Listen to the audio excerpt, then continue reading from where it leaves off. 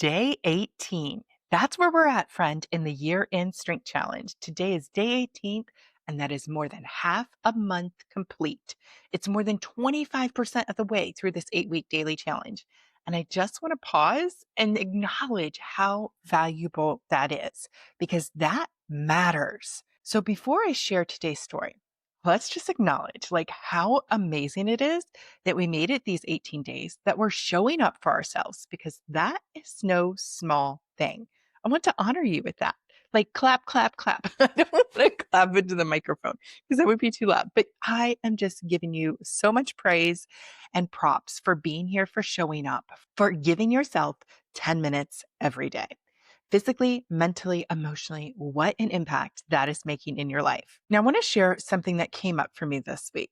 And I think it might help you to think differently about who you listen to when you consider what you want for your own health, for your own well being, just how you want to live your life. Like thinking about the source that you're taking in information from and what motivation that source has in the information it provides you.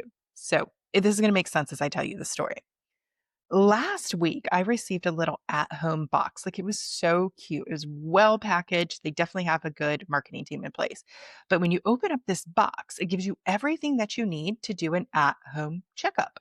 It gave me a way to measure my blood pressure, a tool for collecting my blood, which amazingly enough was painless. It gave me a tape measure for measuring my waist. It was those three elements that mattered. And then the next day, they received my results, they processed them, and set up a consult with me. I just had that consult. The good news is my blood sugar levels are normal. My cholesterol is mostly in a healthy range. There was one thing that was flagged, and honestly, I already knew that it would be. My waist measurement and my specific cholesterol marker tied to the visceral fat. And I know from what I've been doing over these last 6 months that my visceral fat is higher than where it needs to be. That is the fat that builds up around your organs, not the protective fat layer, but the extra fat that you don't need. And that for me has been significant. That in my case is visible. That's why I have the belly. And that's where it's been a stubborn area for me to process and to keep tackling because my results on my body scanner have not shown much progress in reducing the visceral fat. And so this is something I've been working towards. So getting this information today, it wasn't new, it wasn't scary. It was just confirmation of where I am in my healing journey because that's what it's been for me, a healing journey. Since May, I've been making slow and steady progress. And I'm not judging the fact that it's slow because it is steady. It may not be as fast as I would have ideally liked. It's definitely not flashy. It's simple, it's repeatable, it's something that I can manage to do. So it's been a real authentic change for me. There's been a lot that I have thought about and prepared myself for and opened myself up for. There's been a lot of emotional healing about how I see and think about myself, how I treat my body, how I'm listening to my body, what support I'm giving my body, not just in how I physically move, but the nutrition. All these things I have done have been improvements, regular, steady, incremental changes. And yet, when I did the consult today, she was very kind, but I felt like the overall tone of the questionnaire, the approach to it, and even how the consult was handled was built around addressing what could potentially be wrong, like trying to find the risk factors as if the main goal is to find out what is wrong and how can the system step in to fix it. I already started to have that idea, and then from that consult, she told me about a list of other services available to me through the insurance. So I said, okay, let me check. And I was looking through those, and there was a service for a PT consultation, a physical therapist.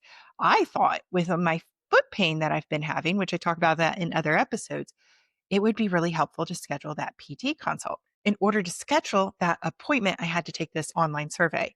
And the whole survey, the whole questionnaire was about pain and medications and surgery and all these things that to me felt very extreme. All of this coming back to looking at the source that this information is coming from. It's coming from the healthcare industry, which I get it when I think about it in that way, is designed with services that are life-saving for many people. I love that. They matter. Yes, they're important. They have a place. But it did get me thinking, what is the lens that we're viewing health through? Like in America, our healthcare system is structured around treatment. It's a service based model like any other business. It needs to stay afloat by creating solutions to problems that people have. If they have the solutions, people will come use their services. Yes, that makes sense. So they need to find the problems and treat them. And what they've done is through the insurance, they've given us these awesome at home kits, these tools, these virtual appointments all designed to help lead us back into the system. If they can make it really easy for us to get tested at home, get diagnosed, they can start to find, okay, out there in the population, here are more people that can become our customers. I get that. I'm not saying it's wrong. I'm saying it's really important just to be aware of who you're taking your feedback, your direction, your advice from. Because in the end, here I am, I'm thinking about all the things I've done, how much healthier I've become over these last 6 months, the progress I've made, how strong I feel, all these things that I've been tracking. And I know that I'm in a really good place. Even in the consult, she was saying a lot of my markers are in really good places. I'm doing well. And then I get this email and it says, you are at a severe risk. You need to reach out to your doctor to schedule more follow-up visits. And I was like, what? Like that could really trigger somebody. That could really set somebody off in much fear. It could start somebody to start spiraling and thinking about all the things that are going wrong in their body. And that's just not what I want for myself. So I realized what they're doing is a great service in so many ways, but it's not for me. I am not their ideal client because I'm not looking for medications and quick fixes. I'm not looking for surgeries. I'm not any of that. It doesn't appeal to me. I'm in a season of prevention, of nourishment, of learning how to listen to my body, about learning how to take care of myself better. All of these things come back to asking my body, what do you need from me? And just to be clear, none of what I'm sharing is meant to be medical advice or a prescription for treatment, any of that. This is simply my own personal reflection on my own experience. And this is about me sharing with you in these candid conversations the choices that I am personally making for my health journey. I am not here to influence you in one way, shape, or another in regards to what you choose to do for your own health. So if you have concerns, please reach out to somebody who is licensed and trained in that specific health condition and go get the help that you need. I think what they offer is great at being preventative for helping to diagnose certain ailments. But for me, I want to take it also with a grain of salt. Does that make sense?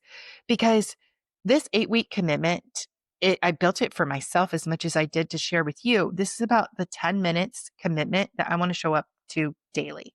I want to make sure that I'm hitting my bounce workout daily. I want to make sure that I'm thinking through my thoughts daily. So bringing this back to the reason I'm showing up to share this with you, because like I said, everybody has a drive, right? Everybody has a motivation. The healthcare system has a motivation to send out these free kits because they're trying to find more patients. They're trying to find more customers for their services. I get that.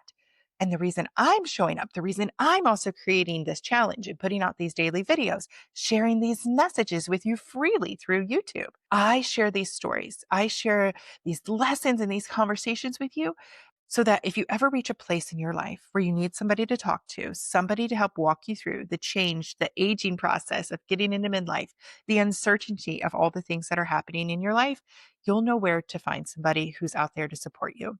Yes, I am a certified life coach and I have the training and tools to be able to help you in this way. But more than that, I'm someone who's walking through it myself, who's made tools and resources to help you to expand past these free conversations we have here in a deeper, more supportive way.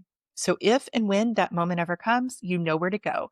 Visit me over at stephanieedwards.com because you deserve to feel better, friend. I truly believe that. To feel strong, to feel comfortable in your body, in your mind, in your feelings so you can live the best life. You have that power. One small shift at a time. Happy bouncing, friend, and I'll talk to you tomorrow.